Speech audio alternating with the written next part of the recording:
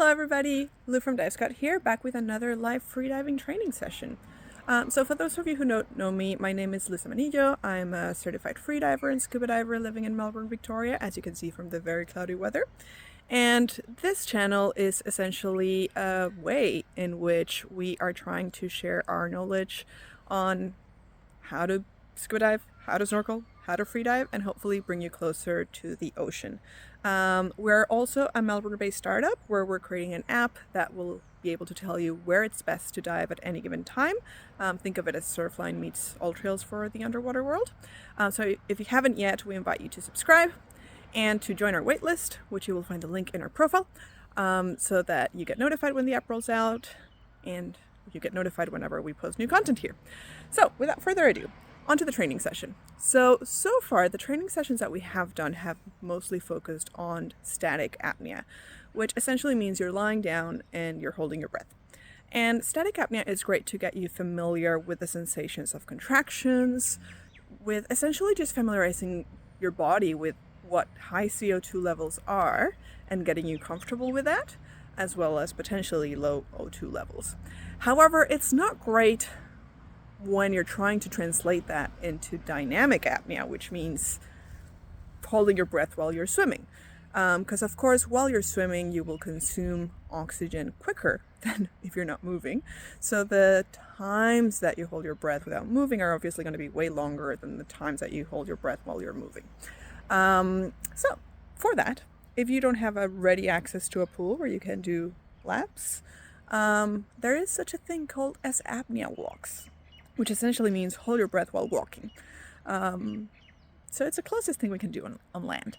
Now, very important safety-wise, make sure to do this on not concrete, but grass or a soft land, so that if you do black out for whatever reason, unlikely, because you don't want to be pushing yourself to do a max attempt or anything like that with an apnea walk. This is more kind of like keep it easy and get some like apnea in there, but don't try to break any records.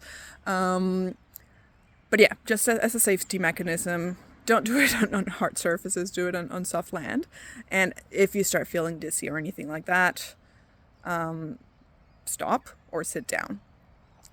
So essentially, there's several ways in which you can plan your apnea walks. One is set a distance that you want to cover, which is what I'm going to be doing today, and cover it. And then set interval resting times. So say if you're going to be walking for 50 meters, decide, well, I'm going to be walking for 50 meters and then I'm going to breathe up for 1 minute, and then walk for 50 meters again, holding my breath, and then breathe for 1 minute. That's one way. Another way is counting your steps. So if you don't know how long a specific place is, and I don't know, you want to say, I want to roughly walk 50 steps and then breathe for 1 minute, you can also do that. And you can also do it by time. So I want to hold my breath for 1 minute and then breathe for 30. Really, like, it doesn't really matter what way you do it. The point of any of these measures is that you have a benchmark, if you want it, or something to measure your progress by. So, I mean, if you want to be measuring your progress, make sure that you're not doing like, I'll count steps today and then I'll count distance tomorrow, because then you won't be able to tell whether you're actually improving. The point is that you can actually track how you're faring. And if you're doing a set distance, for example, a way to measure your progress is just your contractions. Like, how quickly are you getting contractions? How many contractions are you getting per set, and things like that. How hard are you pushing yourself, essentially, and trying to increase your comfort so that then you can increase your distance, if that makes sense. So today, what we'll be doing, I will be walking approximately 25 meters, which is there and back in my little patch of grass, and I will be breathing for 30 seconds in between. I've got my set timer here, and you're welcome to do it with me. So if you want to do it with me, just pause the video, find a patch of grass, and just walk with me, essentially. And yeah, let me know how you go. So as with any dynamic, we're going to start by relaxing our muscles, exactly the same as you would do in the pool. doing a bit of a body scan, seeing if there's any tension that you're holding anywhere. You want to keep it as similar as you can to what you would do in pool training. We're going to do a bit of tidal breathing, which just means breathe normally. Visualize what this will be like. So you know you're probably going to get contractions. Halfway, what are you going to do with that? Just as you would do in the dry training, you're going to relax, maybe walk a bit slower. In the pool at least, it's common ground that as soon as you start feeling contractions, you're like, quick, and just like try to get to the end of the pool as quickly as you can, and that defeats the whole purpose of the exercise. The objective is to relax, because otherwise you're just going to consume your oxygen quicker. So rather than your eyes on the prize, make the objective, oh, I feel contractions, I'm actually going to go slower and get comfortable with them and like still get there, but don't try to rush to it, because you want to like improve your technique, not just throw everything out the window because you're anxious. So same thing here. What am I going to do if I start feeling contractions? I'm going to slow down, I'm going to relax and get there. All right, so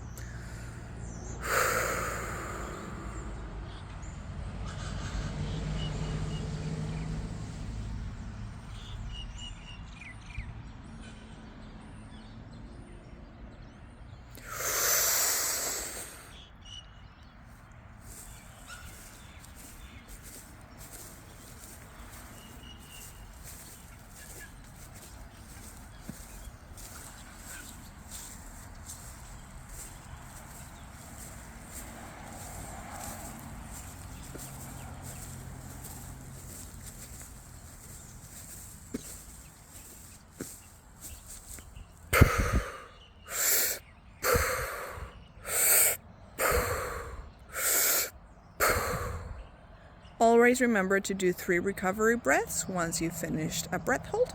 That allows oxygen to get to your bloodstream quicker and to properly recover. And yeah, your kind of like recovery time starts as soon as you do that first exhale. So I've got 10 more seconds to go, and then we'll do number 2.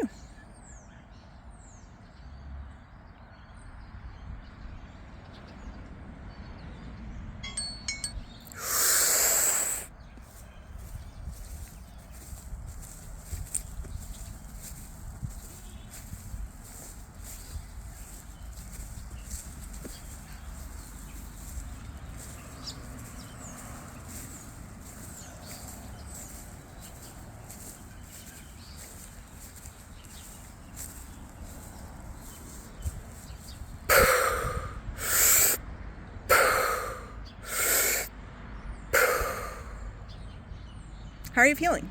Hopefully all right. If this is feeling way too easy, maybe try going for longer.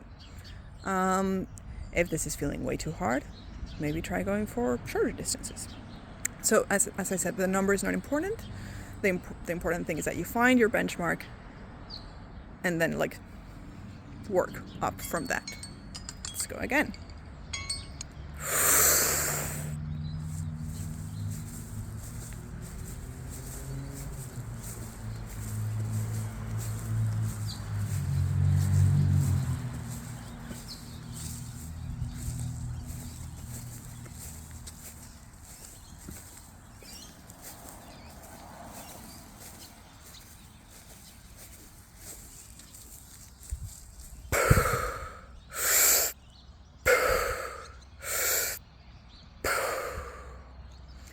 As with CO2 tables, you could look at doing a sets of 8, for example. If you're short on time, though, don't let that stop you. You can absolutely do sets of even 3. Of course, if you do lower sets, maybe go for higher numbers, so that you are actually pushing yourself a little bit and building some fitness around it.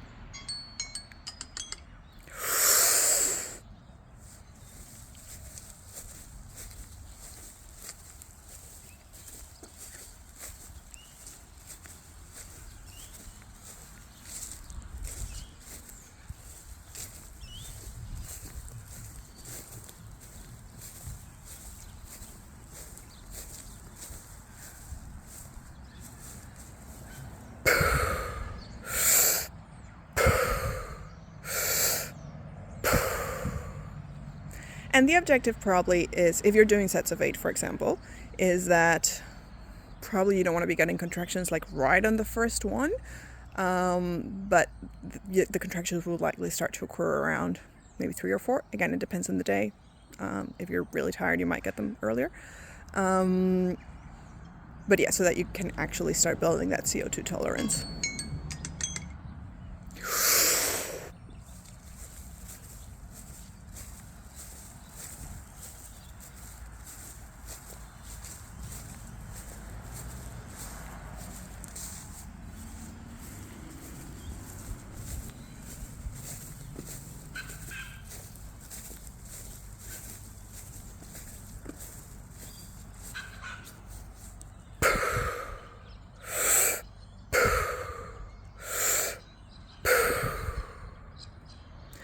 And I'm actually going to leave it at that because I think you've gotten the gist of it. Now, in this case, I did it really, really, really easily. But as I said, if the point is that you find your distance, you find the right numbers, and yeah, let me know how you went. Let me know how you go, and let me know what your numbers are. And if there's any other kind of like videos or exercises that you think would be useful, let me know. Always happy to record them and make them available. See you next time.